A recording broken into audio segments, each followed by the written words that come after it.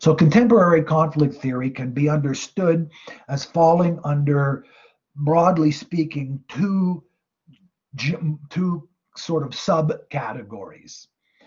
The first and arguably the most influential would be, it can be identified as the Weberian or the analytical, or a little bit more broadly, the scientific form of conflict theory, where Weber's disagreements with Marx are given, or the consequences drawn from Weber's disagreement with Marx are spelled out more completely, and where, and in particular, the Weberian contribution is the attempt to develop sociology to the greatest degree possible as a value neutral, as a value free scientific exercise, an attempt to generate to the greatest degree possible a descriptively complete account of social phenomena, and on the basis of that descriptively complete analysis, or sorry, that descriptively complete account of a particular society, to try to derive explanatory structures, to try to derive explanations of the relationships between the different components of different societies. How do the different structures that make up societies relate to each other such that they produce the outcomes that they do? The other main strand of contemporary conflict theory can be identified as critical conflict theory. More often, it's just called critical theory. And in critical theory, they reject the necessity, and by and large, they even reject, in some ways, the possibility of a value-neutral account of society. And their concern, they push back against some of the Weberian challenges to certain aspects of Marx's version of conflict theory. In particular, they adopt, following Marx, the claim that all forms of, in the current, under the current conditions of existence, all theoretical contributions, all theorizing is always already caught up in the contradictions of the contemporary society. And what follows from that, the important thing that follows from that for our purposes, is that we can't possibly have a value neutral sociology. And so what's left is we either have a sociology whose purpose and whose effect is to reinforce the existing inequalities and the existing conflicts in our current society, or we can try to develop a sociology that seeks to undermine, to challenge those inequalities. And so critical theory aligns itself with what some members of that tradition call the emancipatory role of sociology. Emancipatory means essentially it means to make free. So that critical social theory takes as its goal to expand freedom by diminishing inequality, and its role in that pursuit is to produce knowledge that will allow human society to increase the extent to which human existence in the contemporary world is more free, not less free, in which there is a better distribution of the limited resources that are available. Okay, so now.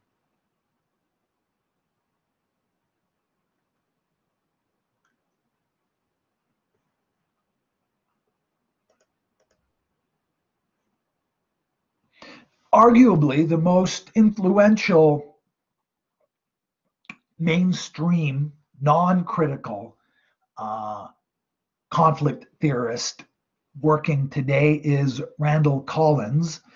Uh, Randall Collins adopts what he used to call, I think he's given up this particular description of it now, a neo-conflict perspective. The neo is an acknowledgement of adjustments that have been made to the conflict perspective as a result of its engagement with other sociological theories. And it's an important feature of the way theory operates in sociology to understand and to see that theories, as they develop, as they expand their explanatory work, adapt to both new data, new information, but they also adapt to new applications of theories. And so theories compete with each other to provide more and more complete and more compelling explanations of the same phenomena. Conflict theory and functionalism both hold more or less that we live in the same world. They don't disagree that they're not claiming that we live in different worlds. There's just one world that we live in. Okay, JT, I'll be with you in 2 minutes on that topic. So there's just one world that we live in.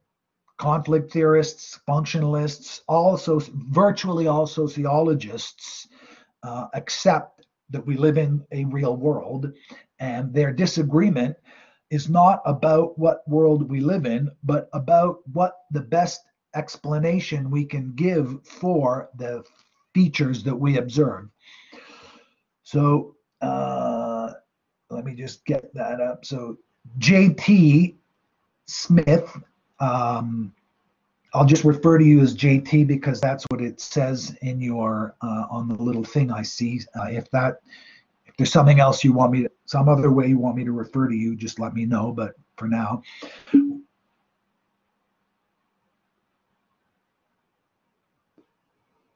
so I'll start with Shi Chen's question in order to answer JT's question. As long as there are different classes in society, then conflict is inevitable. Yes, that's right. And in fact, functionalists agree with that as well. Functionalists agree that because that in class society, conflict is inevitable. A key difference between functionalists and conflict theorists is that functionalists hold that there can't possibly be a resolution, that because there can't possibly be a resolution to conflicts in societies, the strategy that's been adopted over the whole course of human society is to adapt to those conflicts. And it's the adaptation, the stability of adaptations that characterizes human society over the whole course of human history. Marx and Marxists and many, but not all conflict theorists recognize that that is an accurate characterization of past human history, but they disagree with the claim that the inevitability of class society is built into human life. And so when JT asks, what are my thoughts about Marxism? Well, I mean, the short version is I'm a Marxist. And so the theoretical approach and the research and reading that I've done for the last 40 years have all been trying to better understand Marxism. My academic background is in philosophy. I have a PhD in philosophy, and I've been studying Kant and Hegel in order to better understand Marxism, basically, for the last 40 years. So for what that's worth, I regularly tell myself that there may be some advantages to students if I can pretend to be more neutral, but I'm not very good at that, I'm afraid. And so it was bound to come out anyway. And rather than fight it, since you asked what my thoughts about Marxism are, is basically, I think it's true. Something along those lines, with tons and tons and tons of qualification. The first of which would have to be, it depends what you mean by Marxism. Okay, so I want to round out a little bit about Randall Collins's neo-conflict theory, because it will help us to hopefully clarify a little bit the distinctions between functionalism and conflict theory. And I'm going to turn to a couple of news items from today to try to illustrate how that contrast can be seen. And it hopefully will also address Xi's question about different classes and inevitability of conflict. So if we go back a couple of slides, we see that Max Weber, the German, he was trained, in fact, as an economist and a philosopher, but increasingly, the older he got, the more comfortable it seems that he got with describing himself as a sociologist. And certainly his writings have been far more influential, in sociology.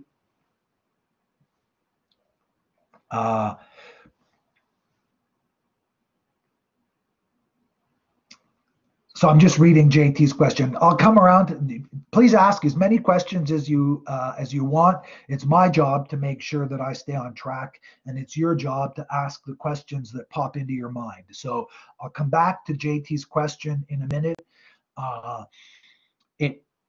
It's an important question in a certain way, but no, it's an important question, and I'm not going to duck it, but I want to follow through on the line of thought I'm describing, because in many ways it's tied to JT's question. So Max Weber comes after Marx. Max Weber was a German academic. He taught in Berlin, and he taught at the end of the 19th century into the 20th century. And he agreed with Marx that human history provides an excellent record. The only reasonable way to interpret the record of the history of human societies is in terms of groups in conflict. Where Weber disagreed with Marx was in Weber's understanding that Marx held that class was that economic interests were the only basis on which conflicts arose. And that's a misreading of what Marx wrote. It's a very widely articulated view. It's a view, unfortunately, I'm not sure how unfortunate it is. Many people who call themselves Marx understand Marx as having made that claim, but there's just no doubt that that's not what Marx argued. Marx did argue that in capitalist societies, class struggle is organized around economic resources. But as a matter of sociology, Marx argued that other kinds of societies that are not capitalist societies, class struggle manifested itself in other ways. And that claim is not solely important for the purpose of understanding historical societies and non-capitalist societies. It's also very important to understand some features of how capitalist societies operate today. But so Weber pushed back against the Weber pushed back against the claim that the only grounds for struggle in society are economic grounds. And Weber very convincingly argued that there are a number of other kinds of conflicts that structure how contemporary societies are organized. Money's not the only important thing in people's lives. People are willing to sacrifice money in order to achieve other things. Now, not everybody agrees with this, but many, many people do. And those people who don't agree with it, the bottom line is they're just simply mistaken. It's just crystal clear. There's no, it seems to me anyway, that observing human behavior, we often, every day, if we look carefully enough, we'll be able to see that people do not organize all of their efforts around maximizing money. Now, it would be helpful I've got JT's question in my mind, but in order to get there, I want to see if I can land on a separate path to getting there. So my claim is it's I think a good sort of meme version of Weber's view is that not everything has an economic price. Now, I may have mentioned last week in this section, I certainly mentioned it in some of my sections, that I've been teaching sociology for a long time.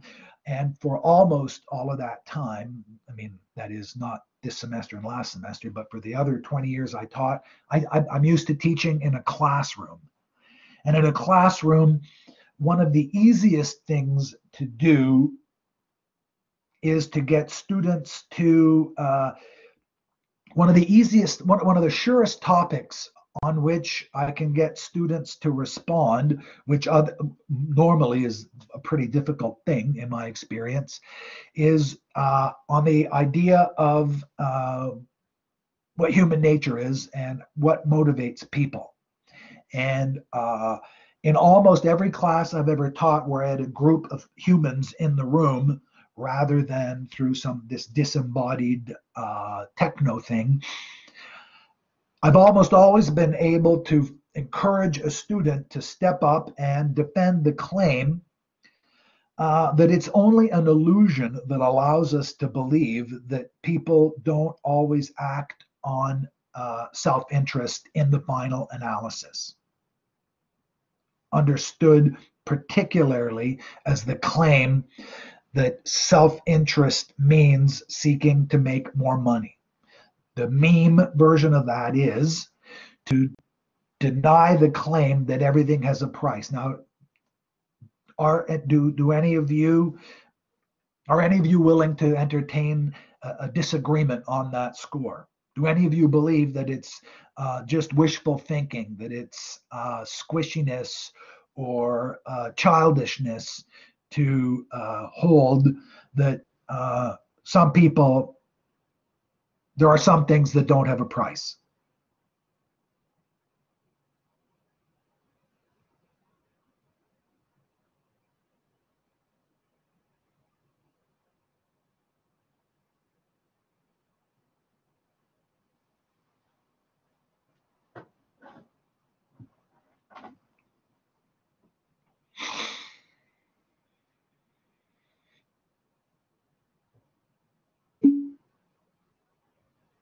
Okay, sure. Thank you, Yusuf.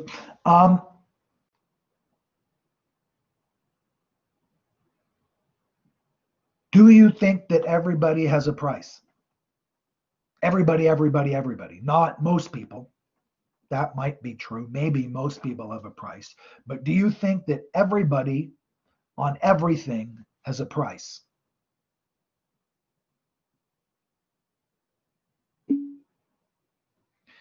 Good. I think sort of is, in a lot of ways, the most productive answer. Although ultimately, I'm going to land on no. But I think from from an introduction to sociology, sort of is probably the best answer for the second week of sociology class. So Douglas, if you would, maybe you can expand on that a little bit. Maybe you could turn your mic on and give it a shot. You don't have to though, but I'd be grateful.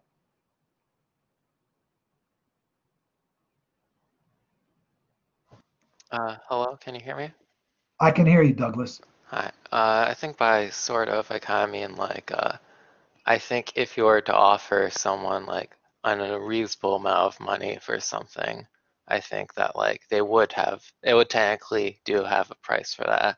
But I think in like also in a lot of circumstances, like people won't like, you know, like, they won't, I think like in absurd like circumstances, like everyone will have a price, but I think realistically in most circumstances they won't be given that price. Yeah. So I'm going to, one sort of standard way this plays itself out in this context, I'll give you an example that I think illustrates your claim. If someone offered me, uh, say, $50 million to have one of my fingers, my pinky finger I'm left-handed, to have my pinky finger on my right hand surgically removed and could promise me it would be painless, uh, I'm almost certain that I would go for it immediately. $50 million. I would for sure think about even having them chop it off with an axe, so it would be extraordinarily painful, as long as there was a doctor present so I could be confident that although the pain would be intense, there'd be someone there to make sure that I don't bleed to death. I'm pretty sure that I would take $50 million for that. I'm 100% sure that I wouldn't do it for $10, for $50, for $1,000. I wouldn't do it for $100,000. But there is, I think, a certain amount of money downstream, a certain amount of money where I would be prepared to put up with quite a bit. But there's no amount of money in the world where I would be willing to kill my daughter. It's just absolutely impossible for me to conceive that I'd be willing to do it. Now, we need to be careful here about the kinds of claims that we're making. Sociologists aren't primarily interested in the moral structure of how that operates in each individual. What we're more interested in is what does it tell us about how the societies within which these people exist operate. And so the particular application is, maybe I would chop my own finger off for, X number of dollars. Just for laughs, I put the number at 50 million, but I bet for $1 million I would have to seriously consider it.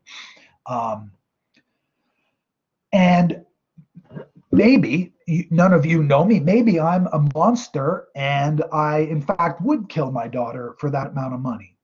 But what I wouldn't do is go ahead and plan it ahead of time. I haven't organized my life. I couldn't organize my life around doing something that's so important to me. My daughter, for you, obviously you don't need to believe me, but I think all of you find it a very easy thing to believe about a parent that that they wouldn't be willing to sell their children away. That seems pretty clear. That's an example of a different kind of resource that can't that doesn't enter immediately into the finite distribution of resources the way economic issues do.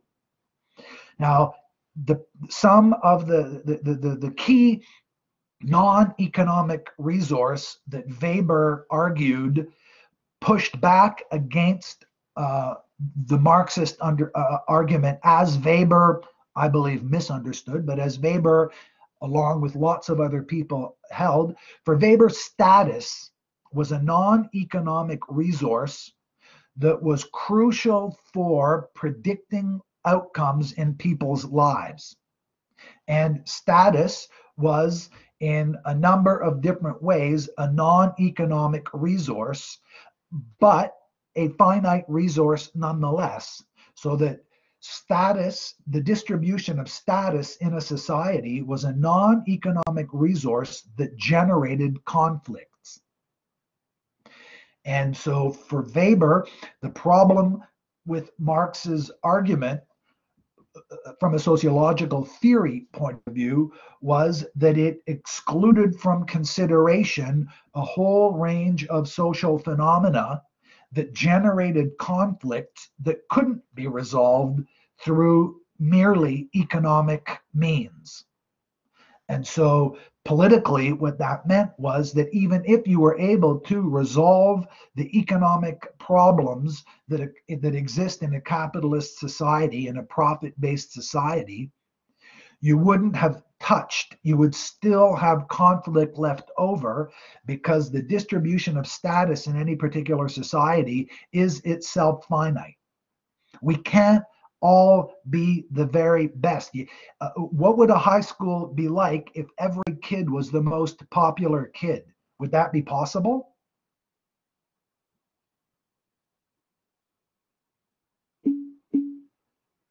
Right.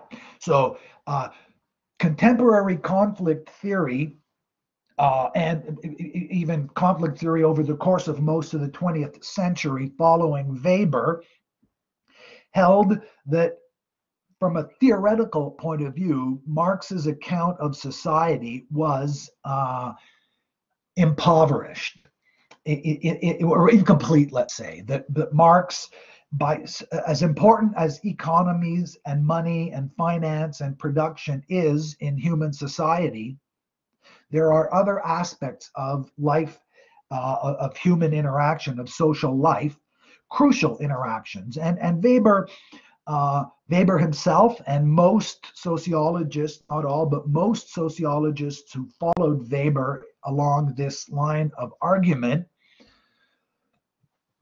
took it that status is not only a personal issue, that organizing society around statuses serves particular features that allow societies to either generate benefits for them. It can increase productivity. It can be a source of motivation. It gets people to work harder. It produces palpable results. It's not only an internal disposition. It's not just about my feelings or your feelings. It enters into how society is organized and stays organized. Now, before we run out of time, I want to go back to a point that I suspect will come up more than once, but JT raised a second question. Do I believe that the ideas of Marxism will eventually lead to the repressiveness of individual freedom? I think I take it that you mean that it will lead to the repression of individual freedom, because ironically, in my view, the belief in individual freedom is the insistence on the notion of individual freedom is itself a source of repression. That's trickier, and maybe I'll have to do that in an email chat with JT. But Marxism as a sociological doctrine, and sociology more broadly, even as a non-Marxist practice, holds that the society comes before the individual, not not in terms of moral importance, but in terms of practical reality.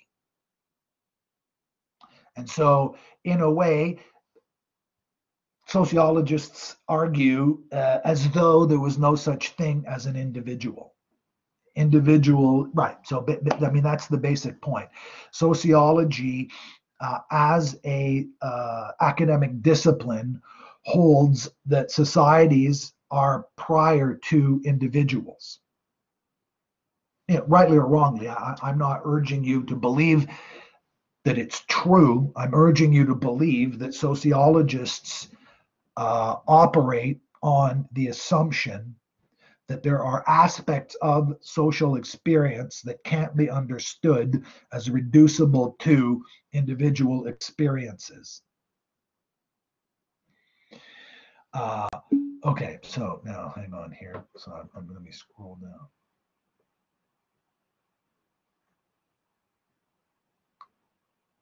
Okay, so Oluwafemi, I'm not clear on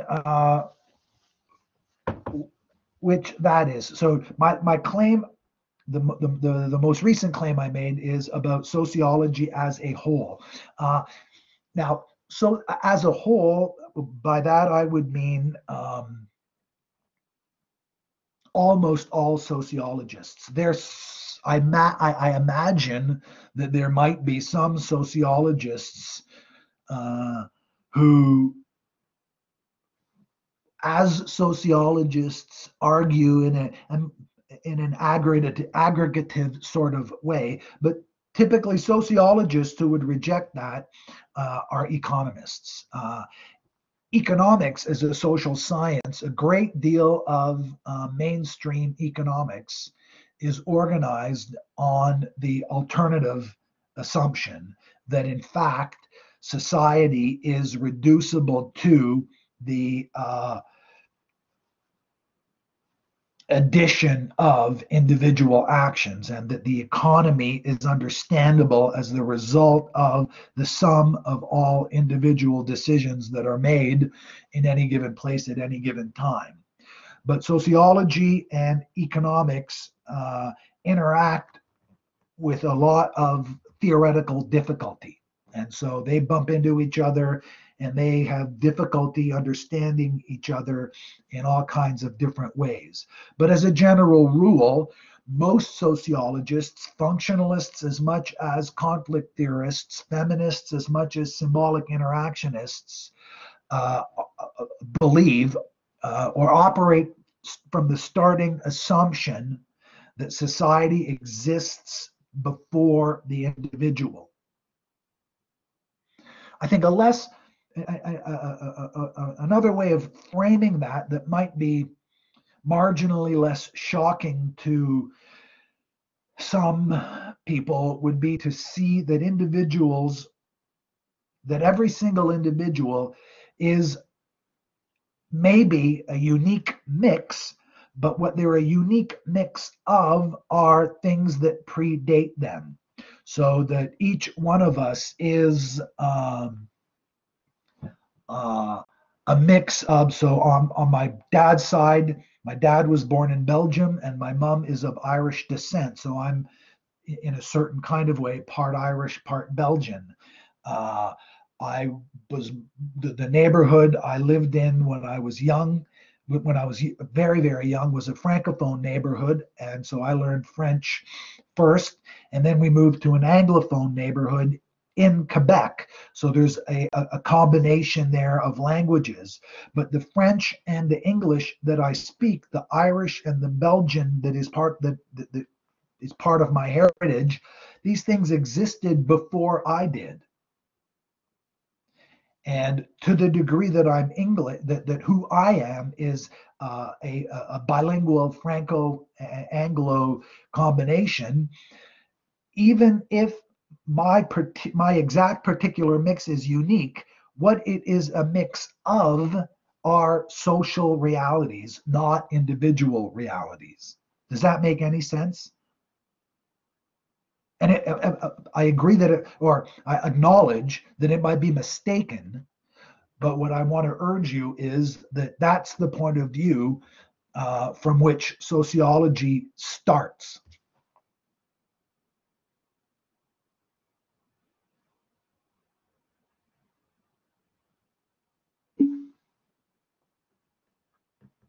Okay, good. I'm glad to see that. Okay, so now I want to go skip forward to here. Okay, so there's a very useful slide in the textbook that's reproduced here that compares the theories. It's a chart, and each of the theories is identified according to a particular criterion. And so we get here the list of the different theories, and then the level of analysis. And I want to say a little bit about the level of analysis. And so functionalism and conflict theory are both primarily identified as macro theories. The level of analysis that typically functionalists adopt, what they're trying to understand are higher level broader categories of human organization. They're interested, functionalists and conflict theorists are interested in understanding when they take a look, for instance, at the sociology of, say, work, they're interested in understanding how employers relate to particular legislation under certain kinds of forms of government. Conflict theorists are interested in understanding under what conditions are workers prepared to go on strike at the large level. They're not as interested in why this one particular local of a union did this. They're more interested in the labor movement in France following World War I or something along those lines. And so they're both interested in large scale social structures, and that's their starting point. Now, often, in order to pursue those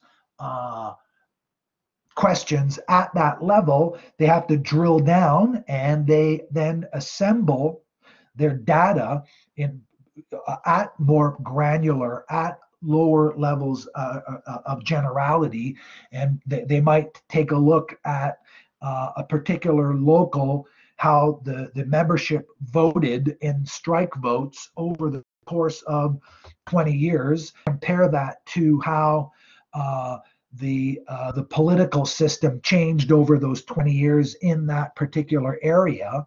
But the goal of that analysis would be to try to understand how does the workers' movement respond to different political situations over time. The level of the intended level of analysis is at a higher, broader level of organization. But JT's question about Marxism broadened to include this macro level approach, leaves lots of people dissatisfied. Well, let's say you studied a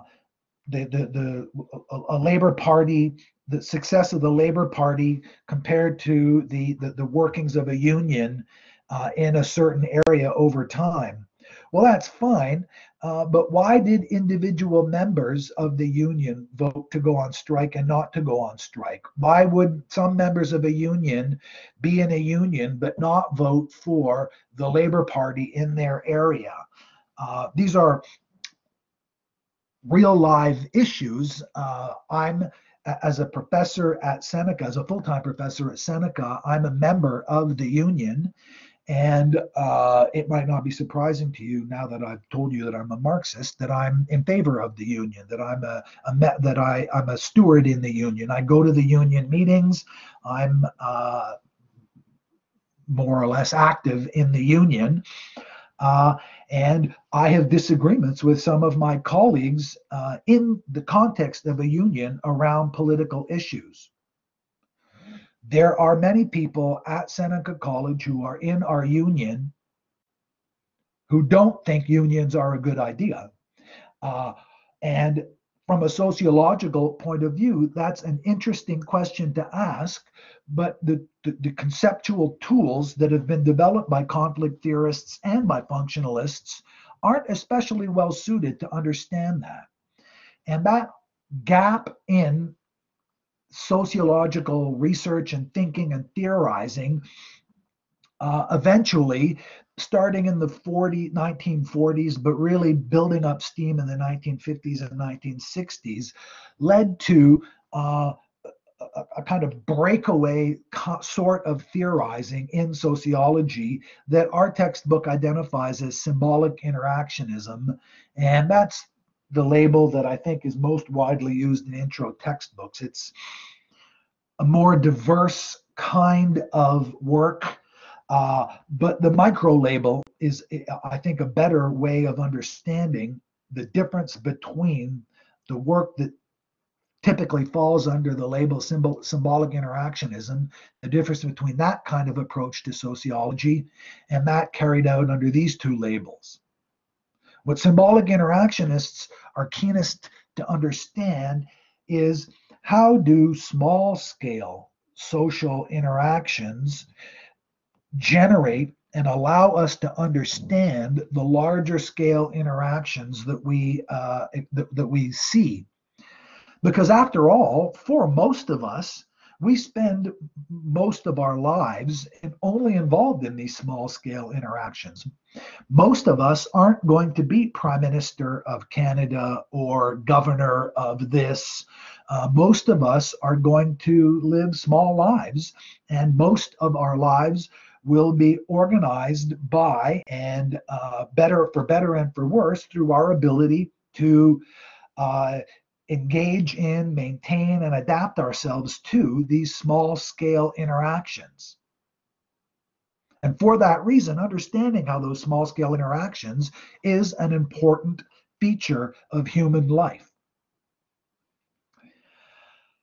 I'm going to devote a separate lecture entirely to feminism, and it would be wrong to try to summarize that in the 2 minutes that are left to me. So I will. I have plenty to say about feminism. I will say it at the right time, and I will post that lecture as a separate lecture also, in order to try to do, as to the best of my ability, justice to feminism as a sociological theory. Feminism, a little bit like conflict theory, is on the one hand a sociological theoretical approach, but also a political movement. And so it's going to be important from the point of view of understanding what's going on in the chapters to see how to learn how to distinguish between feminism as a theoretical structure and feminism as a political movement. But I have more to say about that, and I will say it at the appropriate time. Before I sign off, I want to encourage everyone, even those of you who haven't yet done the multiple choice test, take a shot at the test anyway. You're not going to get any grade. I mean, the grade component is very small. It's only worth 2% of your final grade. But the next one is also worth 2%. All taken together, it's worth 10% of your grade. And they're cumulative. So doing the test, even if you don't get any grades for it, will better prepare you, will give you a better idea, so that the next test that you do, which will count if you get it done on time, you'll have a much better chance of getting a good grade on that on test number 2. Okay, so it's 1 o'clock, and 1 hour is the amount of time that management has said that is the maximum amount of time for synchronous lectures. So I'm going to wish everyone a good week, and I will say goodbye for now. and I will talk to you all. Okay, sure, Min. Go ahead. You're welcome, JT. What's your question, Min, about the discussion board?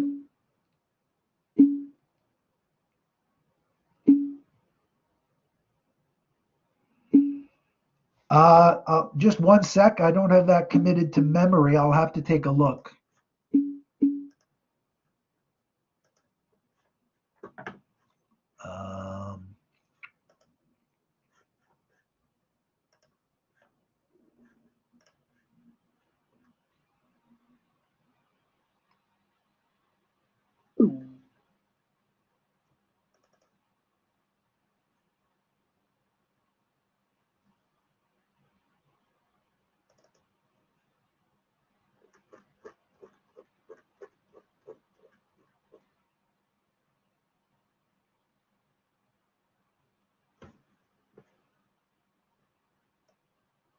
Um, so the discussion board is due January 25th.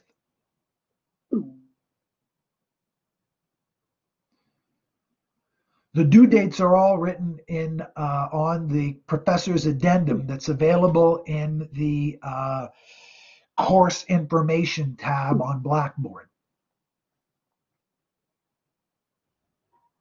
Does that answer your question, Min?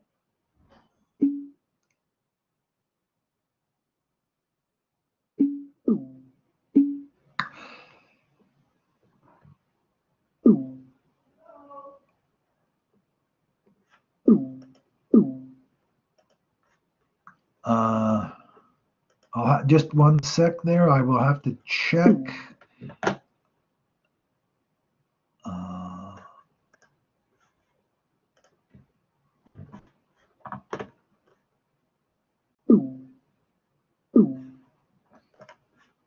Oops.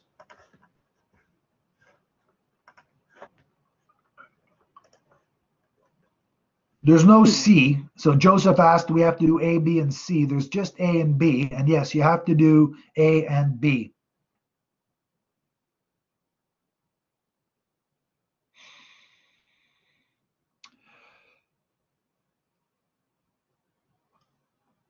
Okay.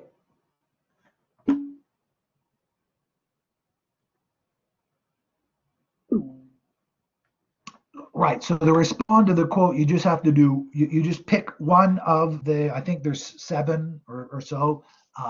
You pick one of them and you respond to it.